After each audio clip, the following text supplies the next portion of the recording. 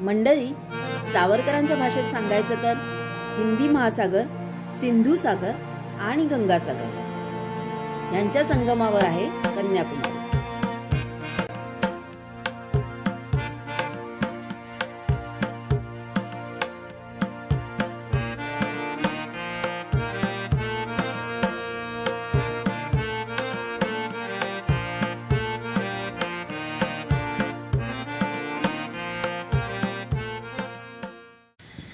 Good afternoon मंडळी, मी आत्ता आली आहे कन्याकुमारीला आणि कन्याकुमारीच्या हॉटेलवर आहे आणि तिथून या हॉटेलच्या टेरेसमधून हा व्ह्यू आहे बघा समुद्राचा।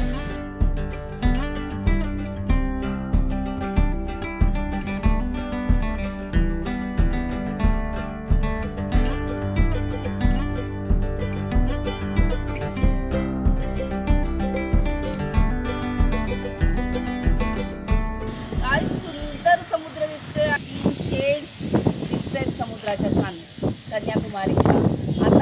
मी आता जाते कन्याकुमारीला, विवेकानंद स्मारक जे मेन कन्याकुमारीचं अट्रॅक्शन आहे तिथे जाते, तिथली बोट राईड करणार आहे।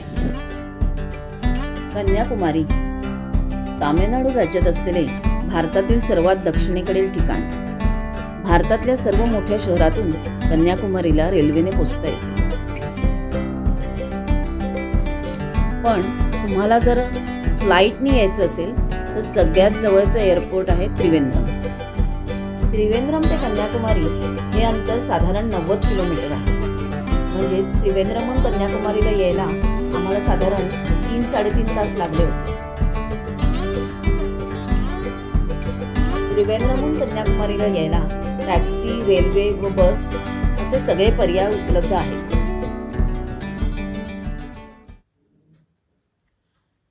मंडळी, काय मस्त वाटतं इथे।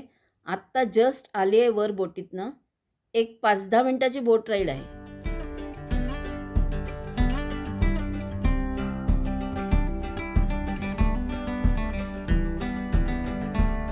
विवेकानंद शिला स्मारकावर बोटीनेच यायला लागतं। इथे 50 रुपयाचं तिकीट आहे, पण गर्दी अवॉइड करायची असेल तर 200 रुपयाचं तिकीट काढूनही तुम्ही येऊ शकता। आम्ही साधारण दुपारी 2:30-3ची बोट पकडली, त्यामुळे काहीच गर्दी नव्हती। आणि नॉर्मली इथे चौकशी केल्यावर असं कळलं की सकाळपेक्षा दुपारी गर्दी कमी असते। बोटिंगची वेळ दुपारी 4 वाजेपर्यंतच आहे। बोटीमध्ये लाईफ जॅकेट दिले जातात, पण ते काय मला एवढे सेफ वाटले नाहीत। माझ्या मते बोटीच्या ऐवजी इथे जर ब्रिज बांधला तर ते प्रवाशांच्या सेफ्टीच्या दृष्टीने जास्त चांगलं होईल।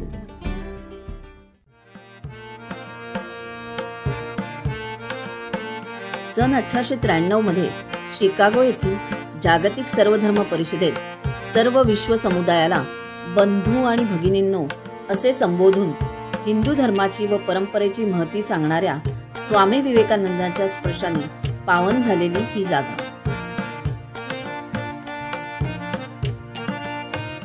1892च्या डिसेंबर महिन्यात याच शिलेवर बसून स्वामी विवेकानंदांनी 3 दिवस साधना केली होती।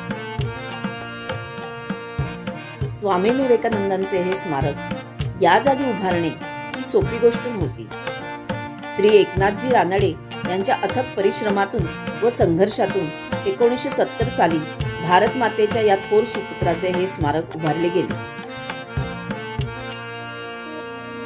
अतिशय सुंदर अशा या स्मारकातील मुख्य सभागृहात स्वामी विवेकानंदांचा 8 फूट उंचीचा पूर्णाकृती तेजस्वी पुतळा आहे। इथलं वातावरण फारच मंत्रमुग्ध करणारे होते।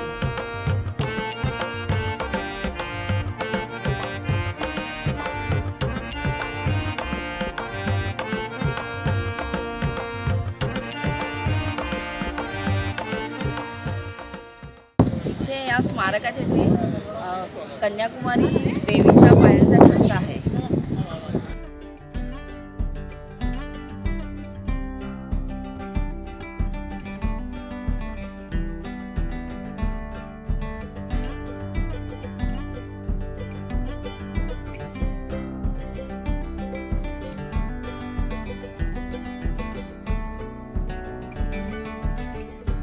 भारताच्या सगळ्यात दक्षिण टोकाला मी आली आता.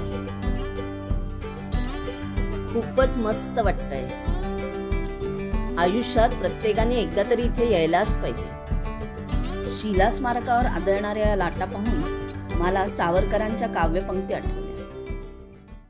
भूमातेच्या चरणतला तुझ धुता, मी नित्य पाहिला होता.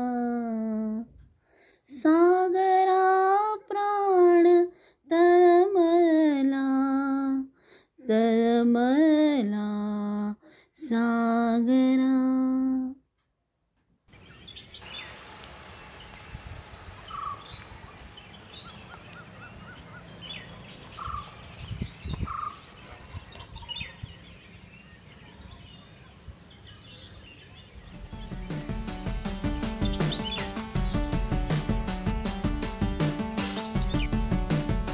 त्रिवेणी संगमावरून मावळतीच्या रंगांची उधळण व सूर्यास्त बघून पहिल्या दिवसाची सांगता झाली होती. तर दुसऱ्या दिवसाची प्रसन्न पहाट व सूर्योदय हॉटेलच्या गच्चीवरूनच अनुभवला.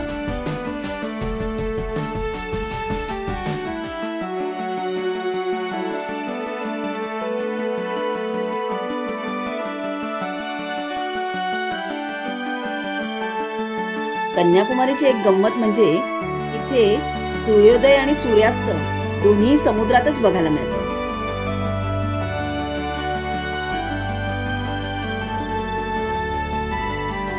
नंतर जवळच असलेल्या कन्याकुमारी भगवती अम्मन मंदिरात दर्शन घेतले.